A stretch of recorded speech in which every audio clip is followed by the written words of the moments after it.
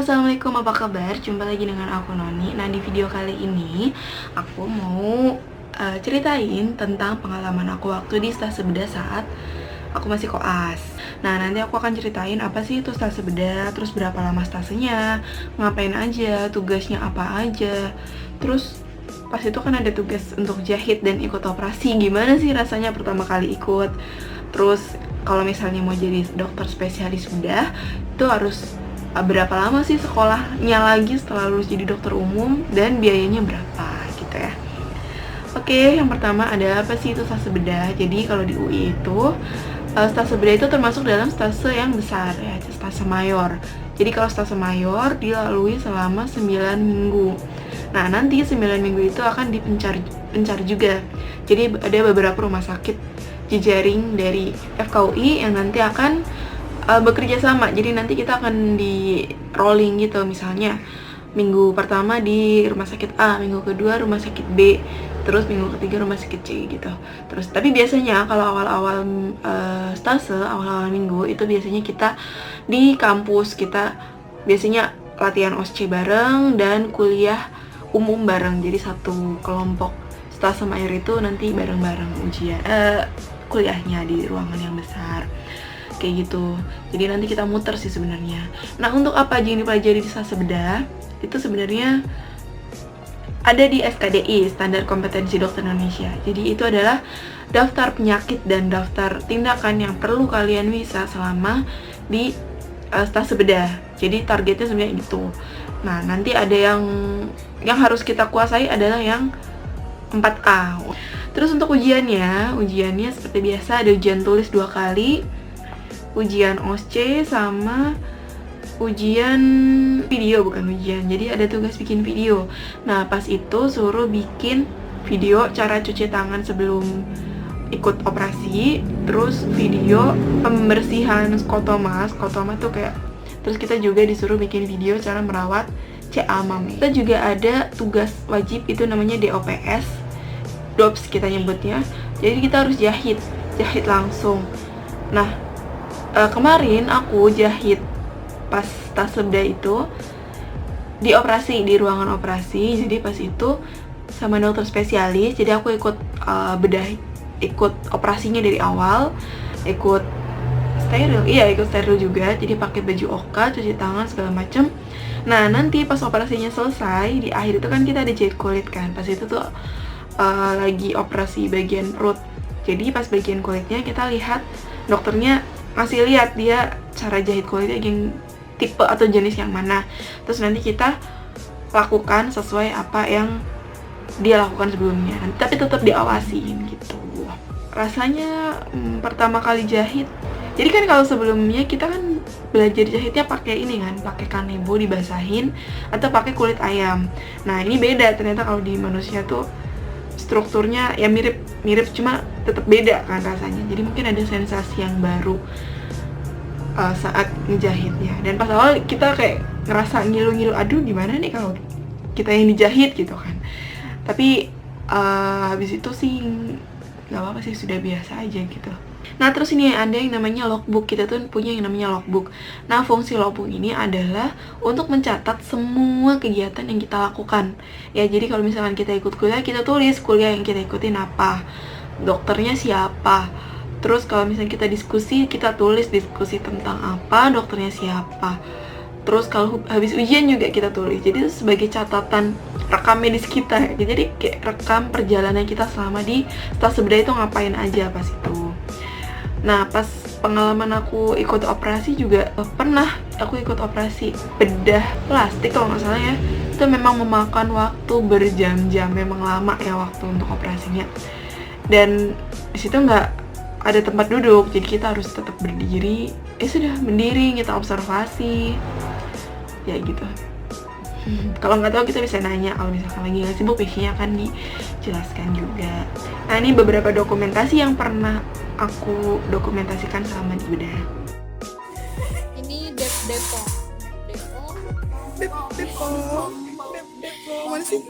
yang ini yang ujung di sana ini adalah Pak Ketua. bapak masternya panjat sosial. Nih ini yang jago foto angle-nya bentuk fake. over shoulder.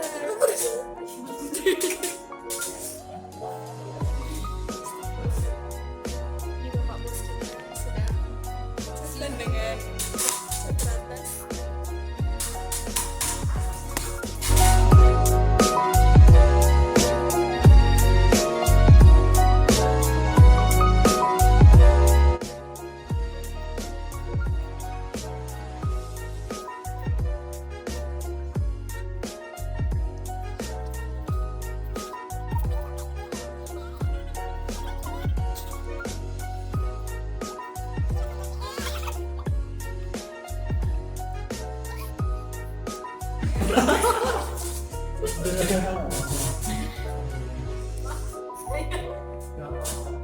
Ini baby Dos. ini nggak ada GR. Ini siapa? Ini ya kan Jangan dulu dong. Milo. Nah, kamu terlambat. Cepet banget sih Dewi. Ya,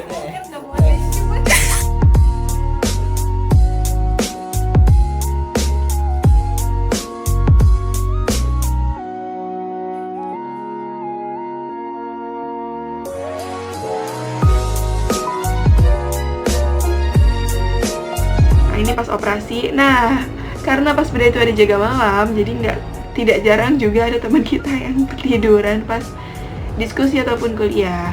Jadi kadang kita, nah ini sebenarnya ini salah satu cara aku buat bikin dia tuh nggak tidur, nggak ngantuk gitu. Jadi harus kita foto, kita bangunin dia. Lihat deh, tadi kamu tidur ya, ini kita kasih lihat. Terus dia akan lebih aware dan dia akan berusaha untuk nggak tidur. Takut nanti difoto lagi kan, malu gitu. Nah ini habis selesai ujian, ini ruangan ujiannya. Jadi belakang ada kursi-kursi gitu, nanti ada, jadi ditempatinnya masing-masing. Ada selisih 2 bangku atau 3 bangku gitu. Nah aku habis presentasi kasus kalau nggak salah. Nah, ini kita foto di tempat lain. Nah kita nggak cuma belajar doang gitu, jadi karena selama 9 minggu kita dengan kelompok yang sama, kemana-mana sama, jadi kayak hubungan pertemanan kita itu semakin erat karena susah bareng, senang bareng itu dilalui bersama gitu kan. Nah ini kita ada teman kita yang lagi ulang tahun, kita bikinin nih lilin sama beli kue. Maaf ya berisik. Kita beli roti, terus kita kasih surprise gitu ceritanya. Ceritanya dia yang ulang tahun, namanya si Wahyuni alias Ayi. Mereka sedang berusaha nyalakan lilinnya.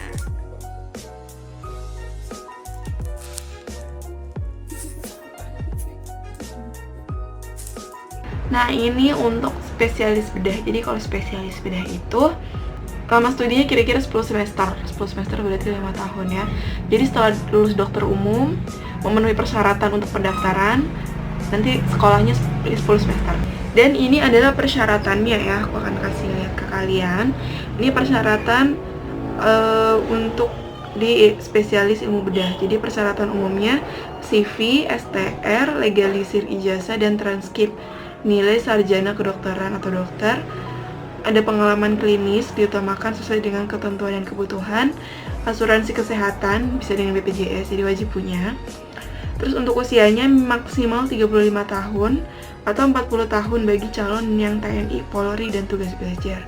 Nah, IPK harus lebih dari sama dengan 2,75. Jadi kalau misalnya kalian ada niat untuk menjadi spesialis, usahakan IPK kalian itu di atas 2,75. Karena rata-rata syaratnya begitu. Terus kalian juga harus mengumpulkan TOEFL. Jadi TOEFL-nya itu batas minimalnya 500. Nah, ini untuk biayanya. Jadi kalau masuk spesialis bayar juga.